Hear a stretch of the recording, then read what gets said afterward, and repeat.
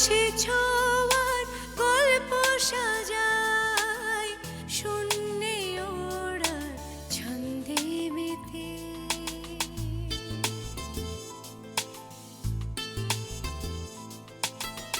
আকাশে যে অসীমের ঠিকানায় সে যেন শুধু দৃশ্য সাজায়।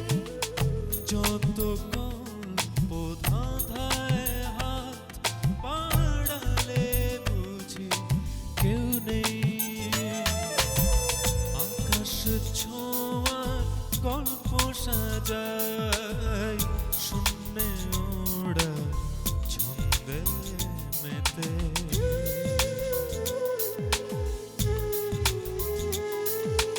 ধাওন্ত তোমার গতি ছুটে চলে অবিচল।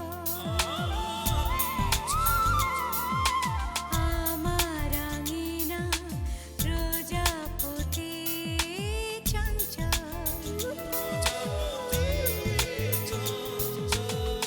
উড়ে উড়ে যায় কত অলি গলি অবিরত। যত কল্প ধাঁধায় মন বাড়ালে বুঝি কেউ নেই। আকাশে ছোঁয়ার গল্প সাজায় শূন্যে ওড়ার ছন্দে মেতে।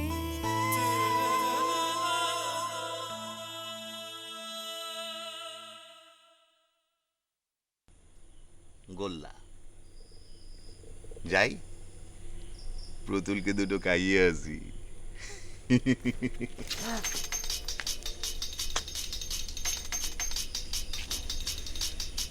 মানে কি?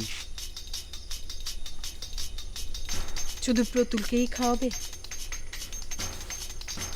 আমাকে খাওয়াবে না? কি কি বলছো তুমি? তোমাকে খাওয়াবো না মানে 100 বার খাওয়াবো, 1000 বার খাওয়াবো। তবে আগে প্রতুলকে খাইয়ে আসি। আগে আমাকে। হ্যাঁ আচ্ছা, আগে তোমাকে নাও, ধরো। আমার খাইয়ে দাও না। এই, কি বলছো? সত্যি? সত্যি। এই প্রতুল কিছু মনে করবে না তো? আর দেখ, ও তো দেখবেই না। তুমি কেমন হাঁ করে চেয়ে থাকবে নাকি মুখে দেবে? দেবো না মানে কি বলছো তুমি? তুমি জানো আমার 7 জন্মের স্বপ্ন ছিল আমি নিজের হাতে তোমাকে গোল্লা খাওয়াবো। আগরো আগরো নিচে নাও, আগরো।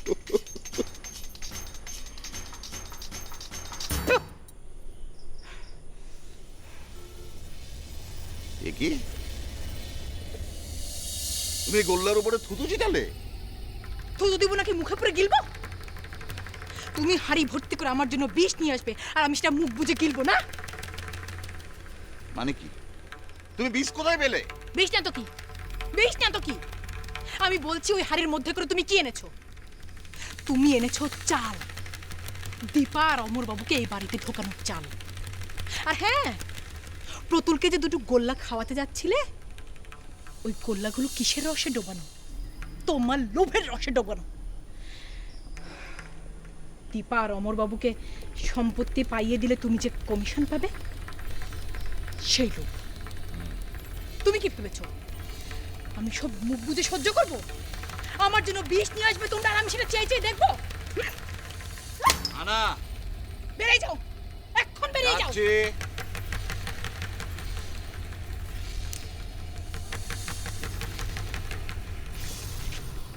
কিন্তু আমি আবারও আসবো।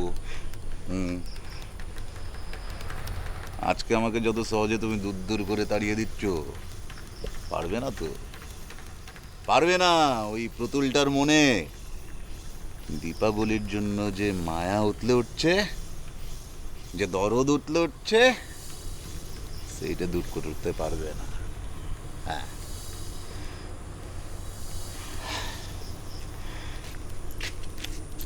আর হ্যাঁ,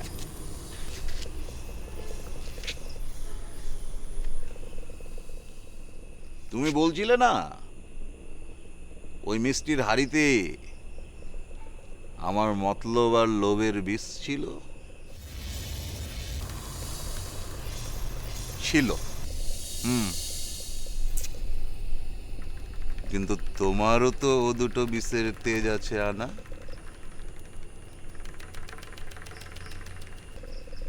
হ্যাঁ, এখন কি করব? তোমার বিষ নামাতে তো জলে কাজ হবে না, বিষে বিষক্ষয়।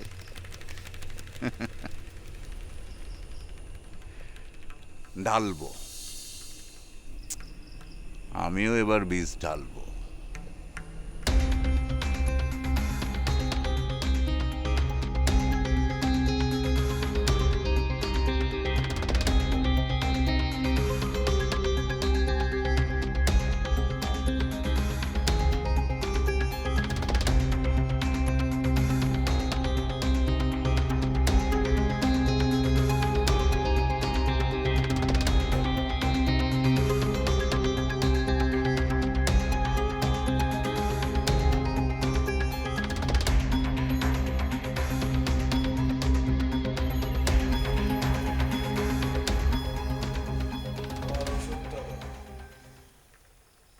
কোন ওষুধটা?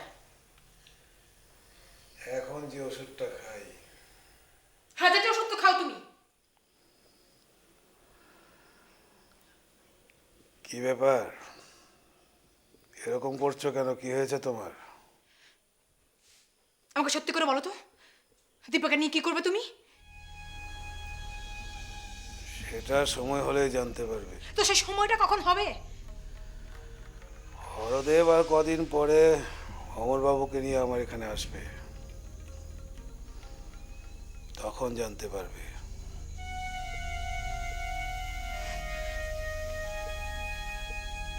আচ্ছা, তুমি সম্পত্তি নিয়ে কিছু করবে না তো?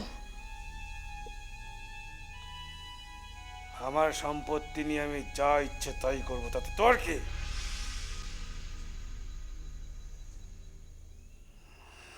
ওষুধটা দাও। শুনছো না কেন? ওষুধটা দাও বলছি।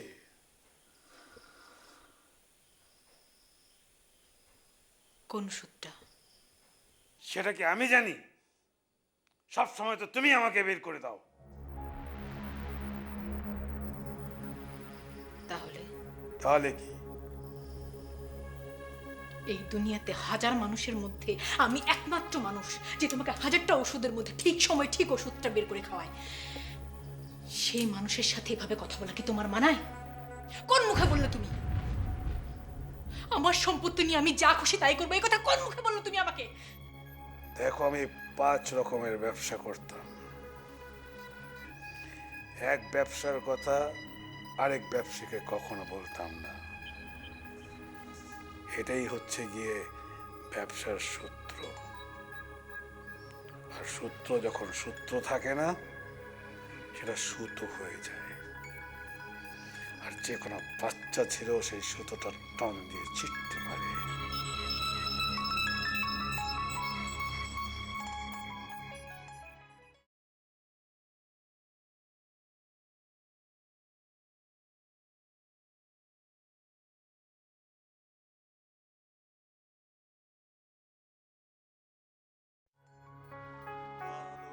আছি ভালো থেকো, আকাশের ঠিকানায় চিঠি লিখো।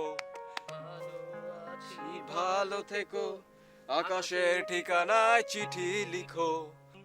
দিও তোমার মালা খানি,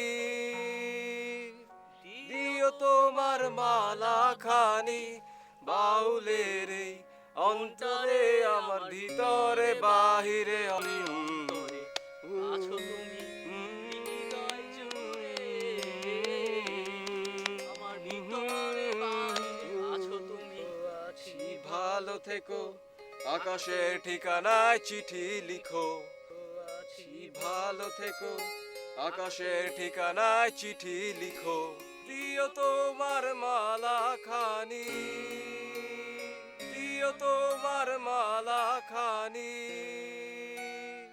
অন্তরে আমার ভিতরে বাহিরে অন্তরে অন্তরে দিও তোমার মালা খানি, বাউলের এই অন্তরে আমার ভিতরে বাহিরে অন্তরে আছো তুমি হৃদয় জুড়ে, আমার ভিতরে বাইরে অন্তরে অন্তরে আছো তুমি হৃদয় জুড়ে। বাহ, গানটা তো বেশ মজার। দীপা, আমার গানটা ভালো হয়েছে না রে? জঘন্য হয়েছিল তাই না? তুই চুপ থাক না, অনেক ভালো হয়েছে। সিস, আর আমার মিউজিকটা? ওটা জঘন্য হয়েছে। কি? না মানে জঘন্য রকম সুন্দর হয়েছে। শোন, তোদের দুজনের মধ্যে কারো গানটাই খুব একটা ভালো হয়নি, কিন্তু অনেক মজা পেয়েছি। গানটা কিন্তু বেশ সুন্দর। কার গানটা? গানটা জানিস না? এই গানটা এখন সবাই জানে। রেডিও টেলিভিশনে আশেপাশে তো তুই নাই। আরে ও থাকবে কি করে? ওর কি এত সময় আছে নাকি? সারা দিন মুখটাকে বইয়ের মধ্যে লুকিয়ে রাখে। আর বিষয় একটা জিনিস খেয়াল কর, সব সময় ওর মুখে কোনো না কোনো শব্দ বা অঙ্ক লেগেই থাকে। ওই যে উপপাদ্য 7 আছে না, দেখ এখনো ওইটার কোনো না কোনো অ্যাঙ্গেল লেগে আছে। দেখ কই দেখি দেখি দেখি তো দীপা। ধুৎ, ফাজলামি করিস না। আচ্ছা বিশু, মেলা দিন পাহাড়ে যাই না, চল না একটু পাহাড়টা ঘুরে আসি। এই, চল চল। চল দেখ। চল।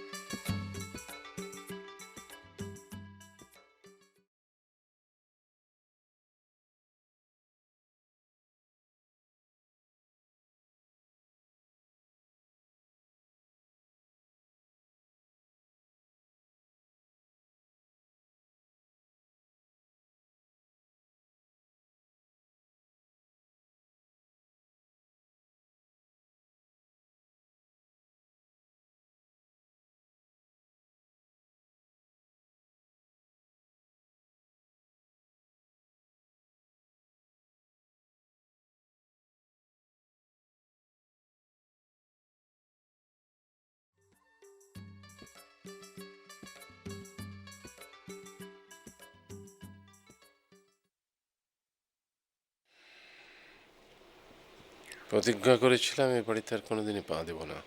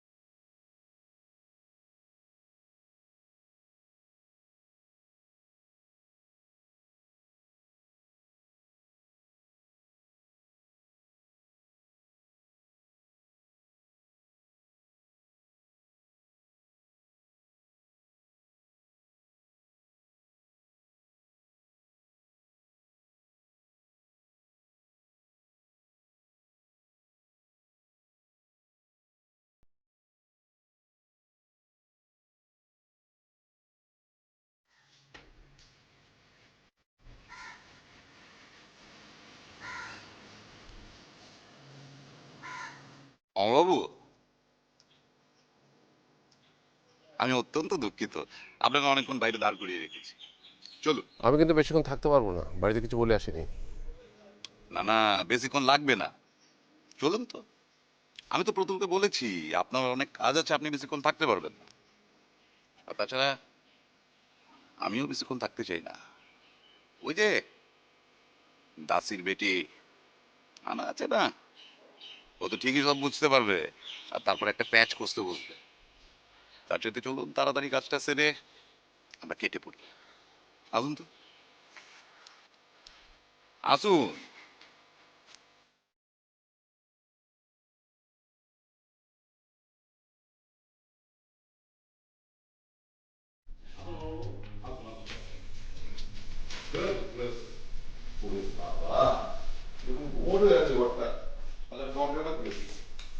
আপনি বসুন।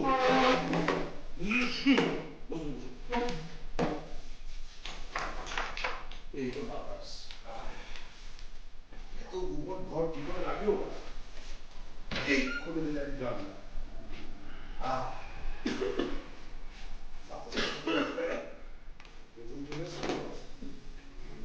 যাচ্ছি যা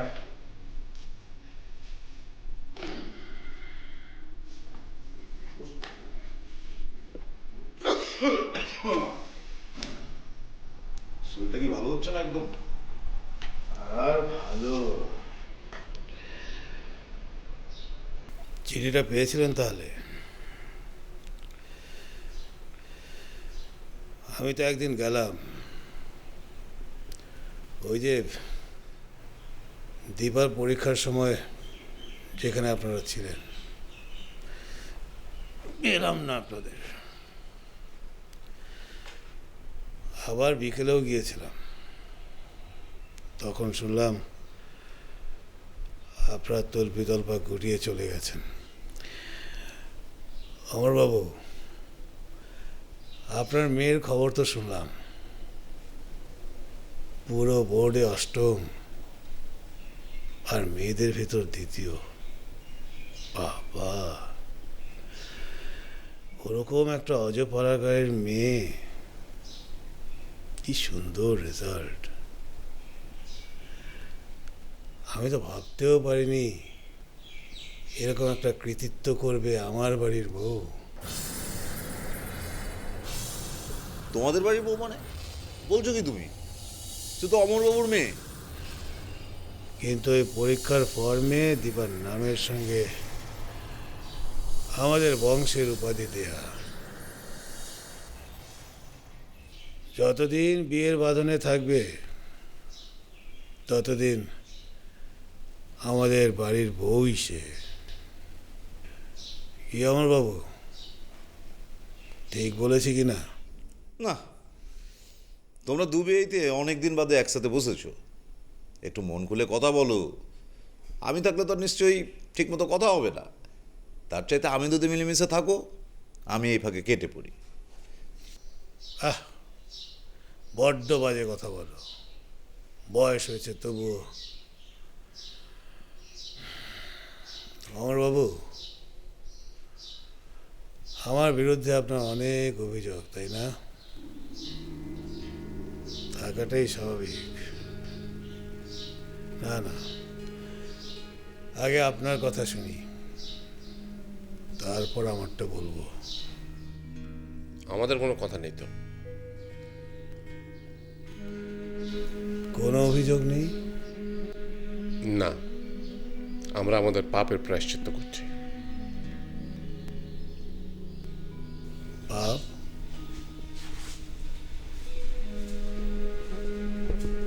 বৌমা এই অসময়ে শুয়ে আছো যে শরীর খারাপ নাকি না না কিছু হয়নি কিছু তো হয়েছে নইলে অসময়ে শুয়ে আছো কেন ঘরে এত কাজ পড়ে আছে তোমার রান্না এখনো বসালে না যাচ্ছি দাও দাও দাও কি হয়েছে বলো তো কিছু না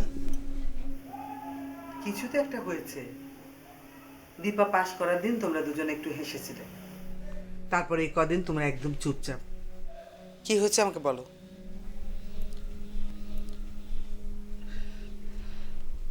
উনাকে নিয়ে চিন্তা করছি উনি তো দীপার চিন্তায় একেবারে পাগল হয়ে আছেন কেন দীপার লেখাপড়া নিয়ে এরপর ওকে পড়াতে হলে শহরে রেখে পড়াতে হবে উনি যা বেতন পান তাতে আমাদের খাওয়া পড়ার যোগান দিতেই দিশেহারা হয়ে আছেন তারপর আছে টিটু মিঠুর লেখাপড়ার খরচ এইসব ভাবনায় উনি প্রায় পাগলের মতো হয়ে আছেন মা দীপার পড়ালেখার আর কোনো দরকার নেই তুমি অমরকে বলে দিবে আচ্ছা থাক তোমাকে বলতে হবে না আমি নিজে অমরকে বলবো দুপুরে খেতে আসবে তখন বলবো উনি তো আজ ফিরবেন না মা কেন উনি অফিস যাননি কোথায় গেছেন আমি জানি না মা তোমাকে বলে যায়নি ঘরের মানুষকে না জানিয়ে এভাবে কোথাও যাওয়া তো ঠিক না ও কি চায় আমরা চিন্তায় মরি পুরুষ মানুষের মা বউকে না বলে কোথাও যাওয়া একদম ঠিক না। তবে শ্বশুরমশাই এরকম করতেন, তখন আমার বুকের উপর দিয়ে যে কি যেত সেটা যদি তিনি বুঝতেন, আর বুঝবেনই বা কেমন করে? কটা দিনই বা সংসার করেছেন আমার সাথে।